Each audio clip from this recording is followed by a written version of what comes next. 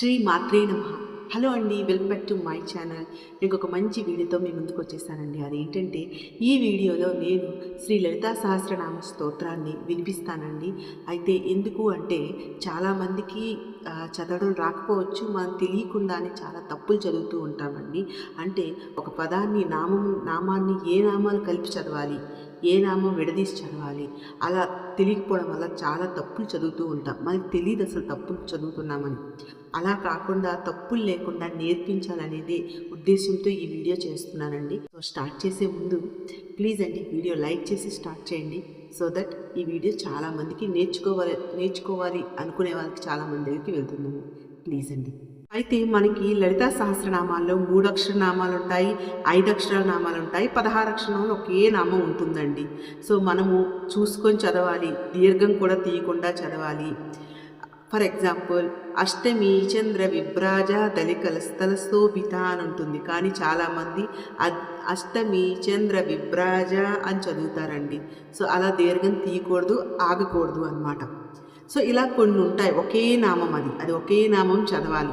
ఇలా మనకు తెలియకుండానే చాలా తప్పులు చదువుతూ ఉంటామండి. సో దీర్ఘం తీసి మనం ఆగామంటే మీనింగ్ చేంజ్ అయిపోతుందండి. అలాంటి ఇంపార్టెంట్ నామాలు లలితా సహస్రనామాల్లో ఉన్నాయి. ఆ నామాలకి మనం దీర్ఘాలు పెట్టకూడదండి. అలా మధ్యలో ఆగామంటే దాని మీనింగే చేంజ్ అయిపోతుంది. అది ఇంకొక ఎగ్జాంపుల్ ఏంటంటే 18వ శ్లోకం చూద్దాం. 2వ లైన్, 18వ శ్లోకంలో 2వ లైన్, గూఢగుల్ఫా కూర్మ పృష్ణ జైష్ణు ప్రపదాన్విత. దీన్ని చాలామంది కూర్మ పృష్ట అని చదువుతారండి. అది చాలా తప్పండి.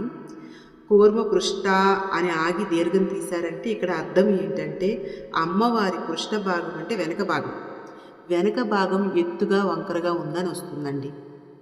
అలా దీర్ఘం తీసి ఆగితే దీర్ఘం తీయకూడదు, విడదీయకూడదు. అదే కలిపి చదివితే కూర్మ పృష్ఠ జైష్ణు ప్రపదాన్విత అంటే అమ్మవారి యొక్క పాదం ఉంటుంది కదా, ఈ పాదం మనకు కూడా ఎలా ఉంటుందో అంటే మనకి పారాన్ని పెట్టుకొని చుక్క పెట్టుకుంటాం కదండి, ఆ పోర్షన్ దగ్గర ఎత్తుగా ఉంటుంది. అది అమ్మవారి పాదము ఎవరిలా ఎత్తులా ఉందంట, మనకి తాబేలు ఉంటుంది కదండి, తాబేలికి ఉన్నట్టు, తాబేలికి పైన భాగం ఎత్తుగా ఉంటుంది కదా, ఎందుకంటే చాలా స్ట్రాంగ్గా ఉంటుందన్నమాట. తాబేలి యొక్క ఎన్ని ఆపదలు వచ్చినా కూడా తట్టుకునే శక్తి ఈ పైన భాగంలో ఉంటుంది. అంత స్ట్రాంగ్గా ఉంటుంది, అంత గట్టిగా ఉంటుంది.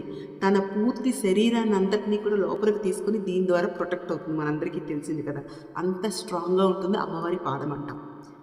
అంత స్ట్రాంగ్గా గట్టిగా మనందరినీ నడపాలి కాబట్టి అమ్మవారి యొక్క పాదం కాబట్టి అంత స్ట్రాంగ్గా ఉంటుందని అర్థం వస్తుందంట.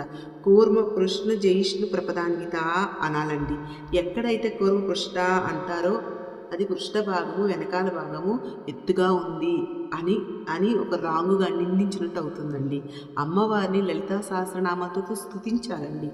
కానీ ఎప్పుడైతే తప్పులు చదివామో అమ్మవారిని నిందించినట్టు అయిపోతుంది అనమాట, అమ్మవారి నింద జరుగుతుందనమాట. ఇలాంటి చాలా నామాలు ఉన్నాయండి. అందుకే జాగ్రత్తగా నేర్చుకొని లలితా సహస్రనామాల్ని చదవాలండి. నేను అందుకే ఈ వీడియోలో ట్రై చేస్తానండి. సో మీరు అందరూ ఖచ్చితంగా తెలుసు. శ్రీమాతా శ్రీ మహారాజ్ఞి శ్రీమత్సింహాసనేశ్వరి చిదగ్నికుండ సంభూత దేవకార్య సముద్యత ఉద్యద్భాను సహస్రాభా చతుర్బాహు సమన్విత రాగస్వరూప పాషాఢ్య క్రోధాకారాంకుశోజ్వల మనోరూపేక్షుకోదండ పంచతన్మాత్ర సాయక నిజారుణ ప్రభాపూర మజ్జద్బ్రహ్మాండ మండల చంపకాశోక పున్నాగ సౌగంధికల సత్కచ కురవింద మణిశ్రేణీ కనత్కోటీరమండిత అష్టమీ చంద్ర విభ్రాజ దళికస్థల శోభిత ముఖచంద్ర కలంకాభ మృగనాభి విశేషక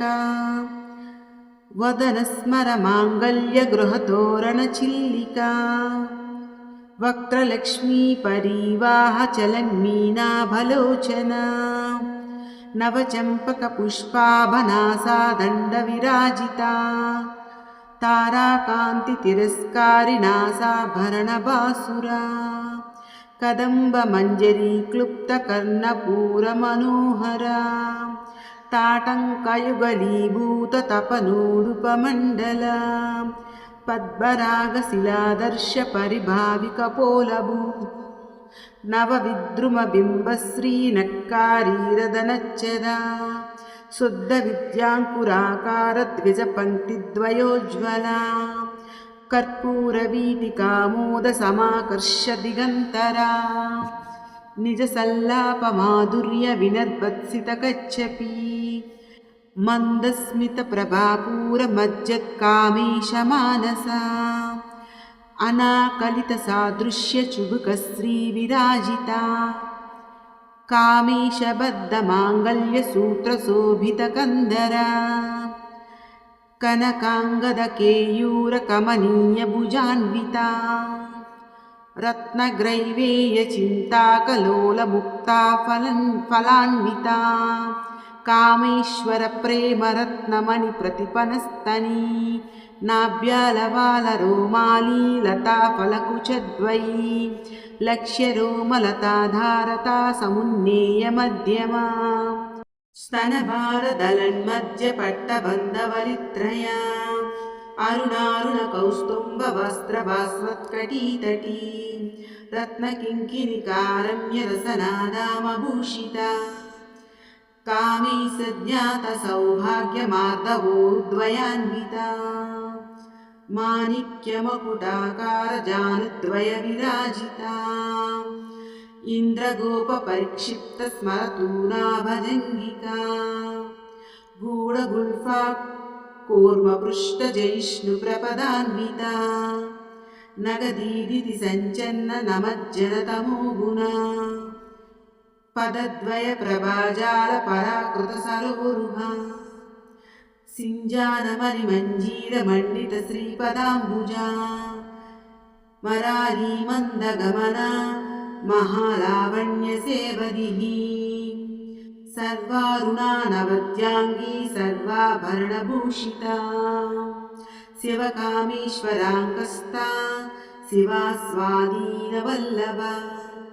सुमेरशृङ्गमध्यस्था श्रीमन्नगरनायिका चिन्तामणिगृहान्तस्था पञ्चब्रह्मासनास्थिता महापद्माटवी संस्था कदम्बवनवासिनी सुधासागरमध्यस्था कामाक्षी कामदायिनी देवर्षिगणसङ्घातस्तूयमानात्मवैभवा बण्डासुरवधोद्युक्तशक्तिसेना समन्विता सम्पत्करिसमारूढसिन्दूरव्रजसेविता अश्वारूढाधिष्ठिताश्वकोटिकोटिभिरावृता चक्रराजरथारूढसद्वायुधपरिष्कृता गेयचक्ररथारूढमन्त्रिणी परिसेविता किरिचक्ररथारूढदण्डनादपुरस्कृता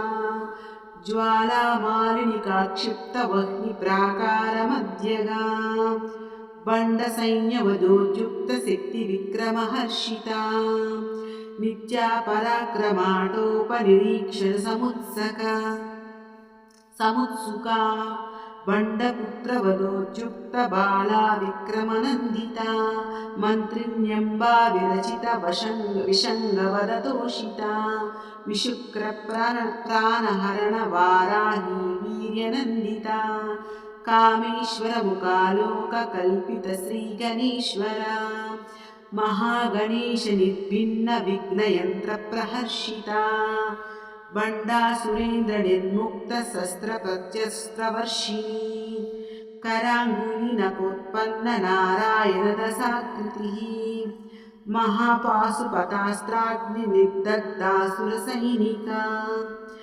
कामेश्वरास्त्रनिर्दग्धसबण्डासुरशून्यका ब्रह्मोपेन्द्रमहेन्द्रादिदेवसंस्तुतवैभवा हरनेत्राग्निसन्दग्धकामसञ्जीवनौषधिः श्रीमद्वाग्भवकूटैकस्वरूपमुखपङ्कजा कण्ठादहकटिपर्यन्तमध्यकूटस्वरूपिणी शक्तिकूटैकतापन्नकच्चदुर्भागधारिणी मूलमन्त्रात्मिका मूलकूटत्रयकलेबर कुलामृतैकरसिका कुलसङ्केतपालिनी कुलाङ्गना कुलान्तस्था कौलिनी कुलयोगिनी अकुला समयान्तस्था समयाचारतत्परा मूलाधारैकनिलया ब्रह्मग्रन्थिविभेदिनी मणिपूरान्तरुदिता विष्णुग्रन्थिविभेदिनी अज्ञाचक्रान्तरालस्था रुद्रग्रन्थिविभेदिनी सहस्राराम्बुजारूढा सुधासारा विवर्षिणी तिल्लता समरुचिः षट्चक्रोपरि संस्थिता महाशक्तिः कुण्डलिनी विसतन्तुतनीयसी भवानी भावनागम्य भवारण्यकुटारिका भद्रप्रिया भद्रमूर्तिर्भक्तसौभाग्यदायिनी भक्तिप्रिया भक्तिगम्या भक्तिवश्या भयापहा शाम्भवी शारदाराध्या सर्वाणि सर्वदायिनी शाङ्करी श्रीकरी साध्वी शरच्चन्द्रनिवारणा शातोदरी शान्तिमती निराधारा निरञ्जना निर्लेपा निर्मला नित्या निराकारा निराकुला निर्गुणा निष्कला शान्ता निष्कामा निर्पप्लवा नित्यमुक्ता निर्विकारा निष्प्रपञ्चा निराश्रया नित्यशुद्धा नित्यबुद्धा निरवध्या निरन्तरा निष्कारणा निष्कलङ्का निरुपाधिर्निरीश्वरा निराग रागमदना निर्मदा मदनासिनी निश्चिन्ता निरहङ्कारा निर्मोहा मोहनासिनी निर्ममा ममताहन्त्री निष्पापा पापनासिनी निष्क्रोधा क्रोधशमनी निर्लोभा लोभनासिनी निस्संशया संशयग्नि निर्भवा भवनासिनी निर्विकल्पा निराबाधा निर्भेदा वेदनासिनी निर्नासा मृत्यमदनी निष्क्रिया निष्परिग्रहा निस्तुला नीलचिकुरा निरपाया निरत्यया दुर्लभा दुर्गमा दुर्गा दुःखहन्त्री सुखप्रदा दुष्टदूरा दुराचारशमनी दोषवर्जिता सर्वज्ञा सान्द्रकरुणा समानाधिकवर्जिता सर्वशक्तिमयी सर्वमङ्गला सद्गतिप्रदा सर्वेश्वरी सर्वमयी सर्वमन्त्रस्वरूपिणी सर्वयन्त्रात्मिका सर्वतन्त्ररूपा मनोन्मनी माहेश्वरी महादेवी महालक्ष्मी मुडप्रिया महारूपा महापूज्या महापातकनाशिनी महामाया महासत्त्वा महाशक्तिः महारतिः महाभोगा महैश्वर्या महावीर्या महाबला महाबुद्धिः महासिद्धिः महायोगी महायोगीश्वरेश्वरी महातंत्र महामंत्र महायंत्र महासना महायागक्रमाराध्या महाभैरव पूजिता महेश्वरं महाकल्प महातांडव साक्षिणी महाकामेश महिषी महात्रिपुरसुन्दरी चतुष्षष्ट्यपचाराज्या चतुष्षष्टिकलामयी चतुष्षष्टिकोटियोगिनी गणसेविता मनुविद्या चन्द्रविद्या चन्द्रमण्डलमध्यगा चारुरूपा चारुहासा चारुचन्द्रकलाधरा चराचर जगन्नाथा चक्रराजनिकेतना पार्वती पद्मनयना पद्मरागसमप्रभा पञ्चप्रेतासनासीना पञ्चब्रह्मस्वरूपिणी चिन्मयी परमानन्दा विज्ञानगणरूपिणी ध्यानध्यातृध्येयरूपा धर्मविवर्जिता विश्वरूपा जागरिणी स्वपंक्ति तैजसात्मिका सुप्ता प्राज्ञात्मिका तुर्या सर्वावस्था विवर्जिता सृष्टिकर्त्री ब्रह्मरूपा गोत्री गोविन्दरूपिणी संहारिणी रुद्ररूपा तिरोदानकरीश्वरी सदाशिवानुग्रहदा पञ्चकृत्यपरायणा भानुमण्डलमध्यस्था भैरवी भगमालिनी पद्मासना भगवती पद्मनाभसहोदरी उन्मेषनिमिषोत्पन्न विपन्नभुवनावलिः सहस्रशीर्षवदना सहस्राक्षी सहस्रपात् आब्रह्मकीटजननी वर्णाश्रमविदायिनी निजाज्ञारूपनिगमा पुण्या पुण्यफलप्रदा श्रुतिसीमन्तसिन्धूरकृतपादाब्दजूधूलिका सकलागमसन्दोहसुक्तिसम्पुटमौक्तिका पुरुषार्थप्रदा पूर्णा भोगिनी भुवनेश्वरी अंबिका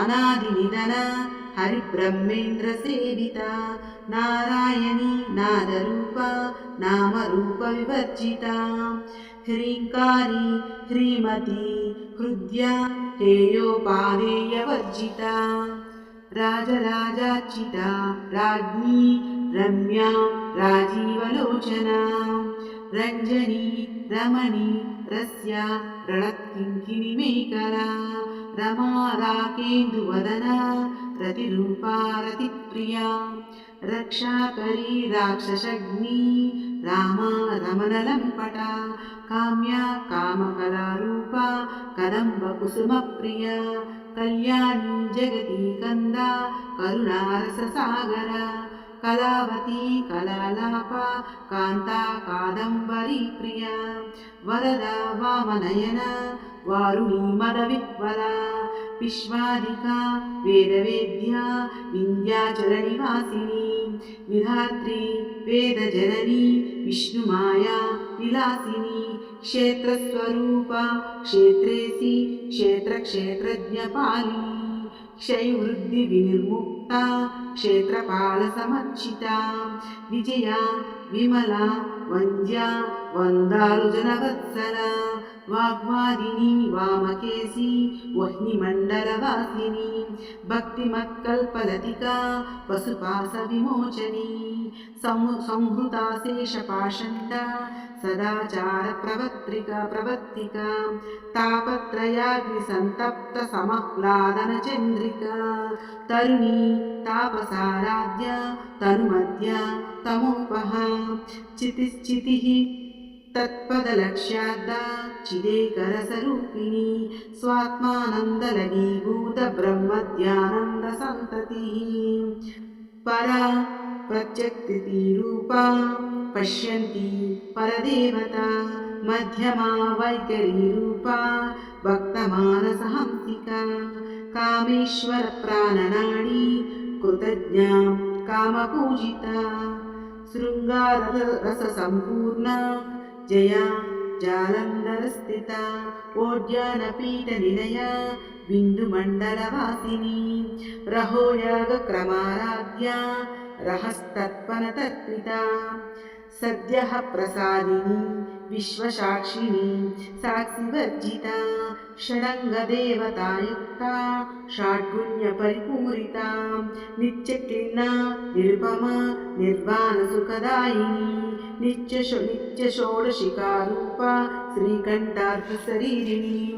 प्रभावती प्रभारूपा प्रसिद्धा परमेश्वरी मूलप्रकृतिरव्यक्ता व्यक्ता व्यक्तस्वरूपिणी व्यापिनी विविधाकारा विद्या विद्यस्वरूपिणी महाकामेशनयना कुमुदाह्लादकौमुदी भक्तहादतमो वेदभानुसन्ततिः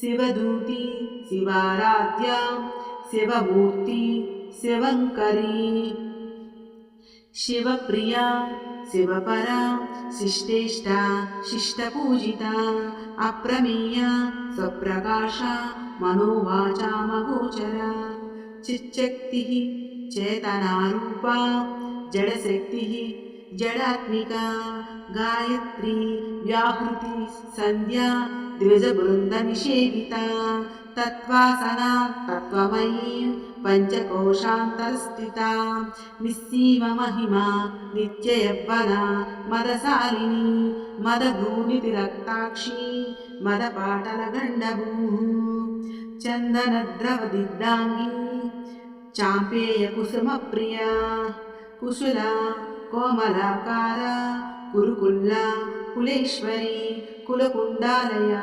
कौलमार्गतत्परसेविता कुमारगणनानाम्बा तुष्टिः पुष्टिः मतिः धृतिः शान्तिः स्वस्तिमती कान्तिः नन्दिनी विघ्ननाशिनी तेजोवती त्रिनयना लोलाक्षी कामरूपिणी मालिनी हंसिनी माता मलयाचलनिवासिनी सुमुखी नलिनी सुभ्रुः शोभना सुरनायिका कालकण्ठी कान्तिमती क्षोभिनी सूक्ष्मरूपिणी वज्रेश्वरी वामदेवी वयोवस्था विवर्जिता सिद्धेश्वरी सिद्धविद्या सिद्धमाता यशस्विनी विशुद्धचक्रनिलया रक्तवर्णा त्रिलोचना कट्वाङ्गादिप्रहरण वदनैकसमन्विता पायसान् प्रियां त्वक्स्ता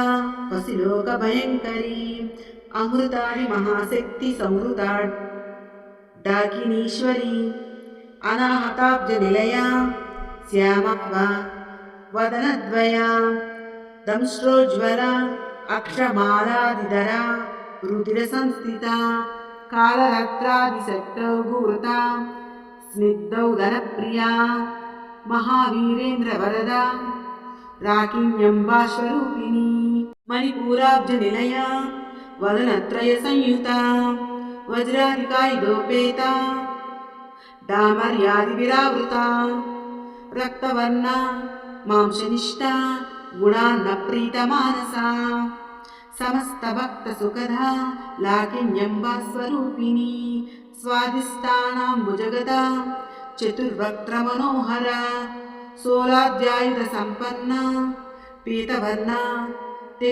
अतिगर्विता मेधोनिष्ठा मनुप्रीता बन्दिन्यादिसमन्विता दद्यन्नासक्तहृदया डाकिनी रूपधारिणी मूलाधाराम्बुजारूढा पञ्चवक्त्रास्ति संस्थिता अंकुशादिप्रहरणा वरदादिनिषेविता मुग्धौदनासक्तचित्ता साकिन्यम्बास्वरूपिणी अज्ञाचक्राब्जनिलया शुक्लवर्णा षडानना मज्जासंस्था हंसवती मुख्यशक्तिसमन्विता हरिद्रानैकरसिका हाकिनी रूपधारिणी सहस्रदलपद्मस्था सर्ववर्णोपशोभिता सर्वायुधधरा शुक्लसंस्थिता सर्वतोमुखी सर्वौदनप्रीतिचित्ता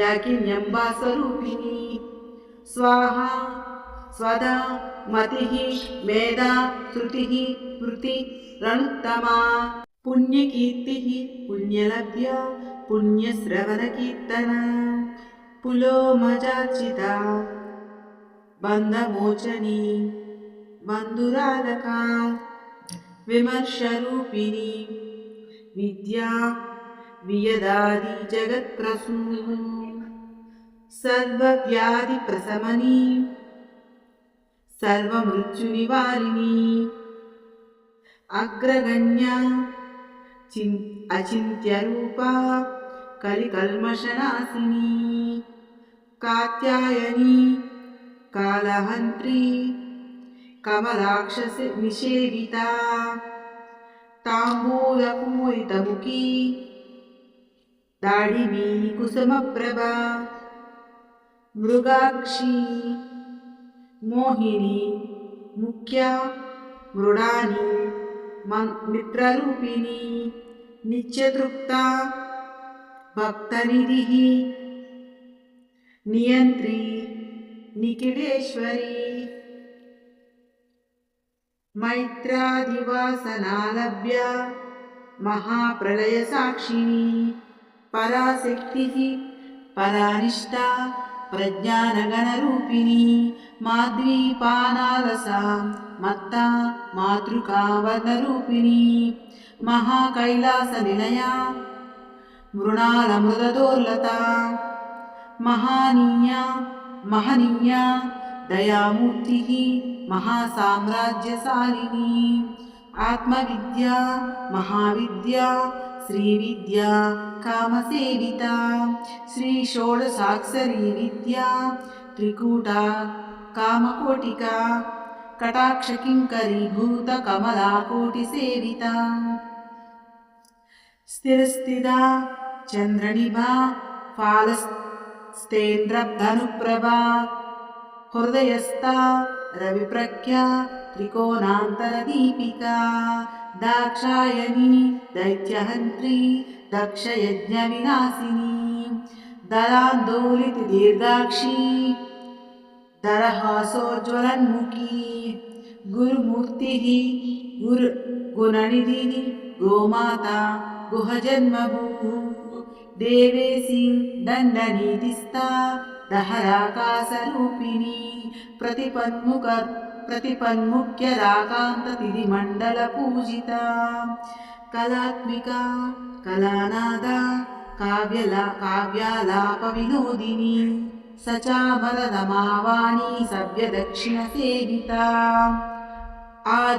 आदिशक्तिरमेयात्मा परमा पावनाकृतिः अनेककोटिब्रह्माण्ड जननी दिव्यविग्रह क्लीङ्कारी केवला गुह्या कैवल्यपददायिनी त्रिपुरा त्रिजगद्वन्द्या त्रिमूर्ति स्त्रिदशेश्वरी त्यक्षरी दिव्यगन्धाढ्या सिन्दूरतिलकाञ्चिता उमा शैलेन्द्रतनया गौरी गन्धर्वसेविता विश्वगर्भा स्वर्णगर्भा वरदा वागदीश्वरी ध्यानगम्या परिच्छेद्या ज्ञानदा ज्ञानविग्रहा सर्ववेदान्तसंवेद्या सत्यानन्दस्वरूपिणी लोपामुद्रार्चिता लीलाक्लुप्तब्रह्माण्डमण्डला अदृश्या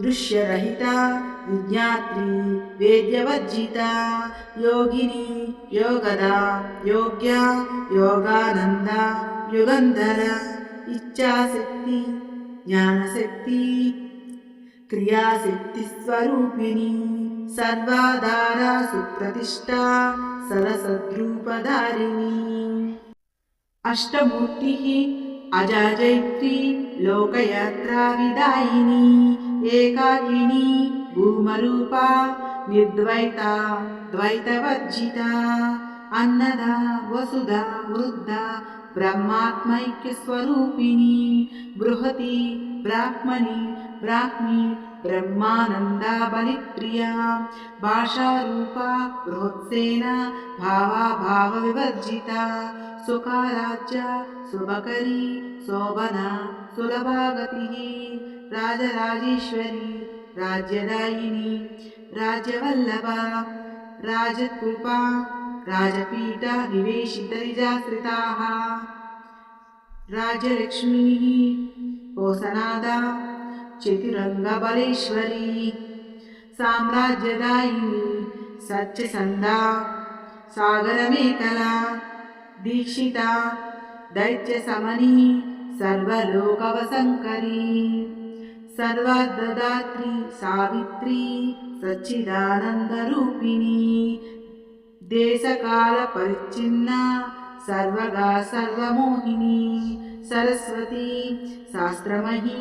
शास्त्रमयी गुहाम्बा गुह्यरूपिणी सर्वोपाधि विनिर्मुक्ता सदाशिवपतिव्रता सांप्रदायेश्वरी साध्वी गुरुमण्डलरूपिणी कुलोत्तीर्णा भगाराज्या माया मधुमतीमही गणाम्बा गुह्यकाराज्या कोमलांगी गुरुप्रिया स्वतन्त्रा सर्वतन्त्रेशी दक्षिणामूर्तिरूपिणी सनकादिसमाराध्या शिवज्ञानप्रदायिनी चित्कलानन्दकलिका प्रेमरूपा प्रियङ्करी नामपारायण प्रीता नन्दिविद्या नटेश्वरी मिथ्या जगदधिष्ठाना मुक्तिदा मुक्तिरूपिणी लास्यप्रिया लयकरी लज्जा रम्भादिवन्दिता भवदा वसुधा वृष्टिः पापारण्यदवानला दौर्भाग्यतूलवातूला जराध्वान्तरविप्रभा भाग्याब्धिचन्द्रिका भक्तचित्तकीकिगनागना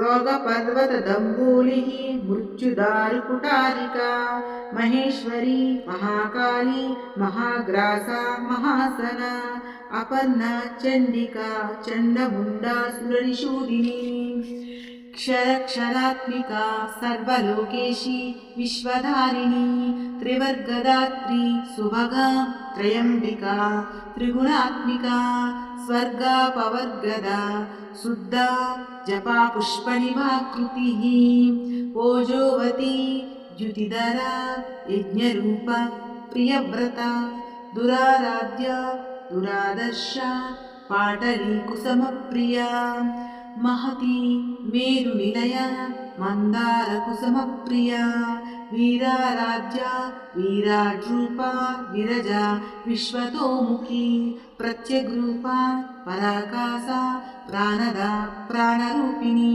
मार्ताण्डभैरवाराध्या मन्त्रिणी न्यस्तराजुदुः त्रिपुरेशी जयत्सेना निस्त्रैगुण्या परापरा सत्यज्ञानानन्दरूपा सामरस्य परायणा कपर्दिनी कलामाला कामरूपिणी कलानिधिः काव्यकला रसज्ञा रससेवधिः पुष्टा पुरातना उच्चा पुष्करा पुष्करेक्षणा परञ्ज्योतिः परन्धामा परमाणुः परात्परा पाशहस्ता पाशहन्त्री परमन्त्रविभेदिनी मूर्ता अमूर्ता अनित्यतृप्ता मुनिमानसहंसिका सत्यव्रता सत्यरूपा सर्वान्तर्यामिनी सती ब्रह्माणी ब्रह्मजननी बहुरूपा बुधार्चिता प्रसवित्री प्रचण्डाज्ञा प्रतिष्ठा प्रकटाकृतिः प्राणेश्वरी प्राणदात्री पञ्चाशत्पीठरूपिणी विशृङ्खला विविक्तस्था वीरमाता वियत्प्रसूः मुकुन्दा मुक्तिनिलया मूलविग्रहरूपिणी भावज्ञा भवरोगग्नी भवचक्रप्रवर्तिनी छन्दस्सारा शास्त्रसारा मन्त्रसारा तलोदरी उदारकीर्ति रुद्धामा वैभवा वर्णरूपिणी जन्म मृत्युजरा तप्तजनविश्रान्तिदायिनी सर्वोपनिषदुत्कृष्टा सान्त्यतीतकलात्मिका गम्भीरा गगनान्तस्था गर्विता गानलोलुपा कल्पनारहिता काष्ठा कान्ता कान्तार्थविग्रहा कार्यकारणनिर्मुक्ता कामकेली तरङ्गिता कनत्कनकताटङ्का लीलाविग्रहधारिणी अजाक्षयविर्मुक्ता मुग्धा क्षिप्रप्रसादिनी अन्तर्मुखसमाराध्या बहिर्मुखसुदुर्लभ त्रयी त्रिवर्गनिलया त्रिस्ता त्रिपुरमालिनी निरामया निरालम्बा स्वात्मा रामा सुधासुती संसारपङ्कनिर्मग्नसमुद्धरणपण्डिता यज्ञप्रिया यज्ञकर्त्री यजमानस्वरूपिणी सदोदिता सदा तुष्टा तरुणादित्यपाटला दक्षिणां दक्षिणाराज्या दरस्मेरमुकाम्बुजा कौलिनी केवला अनर्घ्यकैवल्यपददायिनी स्तोत्रप्रिया स्तुतिमती स्तुतिसंस्तुतवैभवा मनस्विनी मानवती महेशी मङ्गलाकृतिः विश्वमाता जगद्धात्री विशालाक्षी विरागिणी प्रगल्भा परमोदारा परामोदा मनोमयी व्योमकेशी विमानस्था वज्रिणी मोहकेश्वरी पंचयज्ञप्रिया पंचप्रेतमञ्चादिसायिनी पंचमी पंचभूतेशी पंचसंख्योपचारिणी शाश्वती शाश्वतैश्वर्या सर्वदा शम्भुमोहिनी धरा धरसुता धन्या धर्मिणी धर्मवर्धिनी लोकातीता गुणातीता सर्वातीता समात्मिका बन्धुककुसुमप्रख्या बाला लीला विनोदिनी सुमङ्गली सुखकरी सुवेशाज्या सुवासिनी सुवासिन्यच्चन प्रीता शोभना शुद्धमानसा बिन्दुतर्पणसन्तुष्टा पूर्वजा त्रिपुराम्बिका दशमुद्रसमाराध्या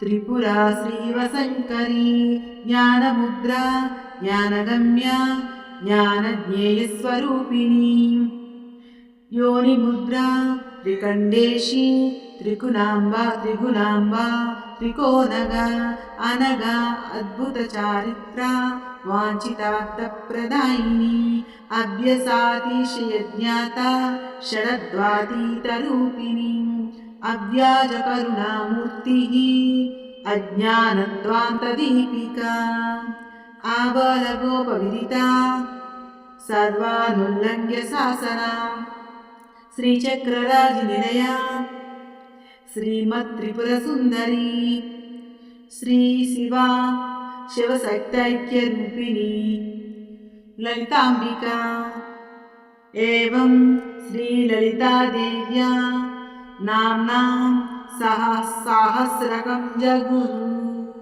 इति श्रीब्रह्माण्डपुराणे उत्तरखण्डे श्रीहयग्रीव अगस्त्यसंवादे श्रीललितारहस्यनाम सहस्रस्तोत्रकथनं नाम द्वितीयोऽध्यायः। సర్వం శ్రీ లలితాంబికా అర్పణమస్తు. చూసారు కదండి, ఏదైనా తప్పులు చదువుంటే క్షమించండి. అందుకని లాస్ట్లో ఈ మంత్రం మనం చెప్పుకుంటూ ఉంటాము. ఏదైనా సర్వం శ్రీ లలితాంబిక అర్పణమస్తు అని చదువుకుంటే ఏదైనా తప్పులు కానీ చదివింటుంటే క్షమించమ్మా అని ఇలా అర్పణ చేసుకోవాలన్నమాట. చూసారు కదండి, వీడియో అయితే నచ్చింది అనుకుంటున్నాను. నచ్చితే ప్లీజ్ లైక్ చేయండి, షేర్ చేయండి, చదువు మంచి వీడియోస్ వస్తుంది. ప్లీజ్ శ్రీమాత్రే నమః.